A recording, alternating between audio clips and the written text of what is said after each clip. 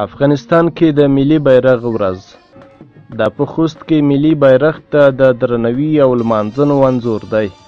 که څه هم د ملي بیرغ دا ورځ د حکومتي ادارو له لوري اعلان شوي، خو تر ډیره یې اوس ولسي رنګ نیولی. د پلازمینې کابل په ګډون په ټول هیواد کې له ملي سندرو سره بیرغ راپاند و او په ډیرو سیمو کې پر هسکو غونډیو ملي بیرغونه لګول شوي.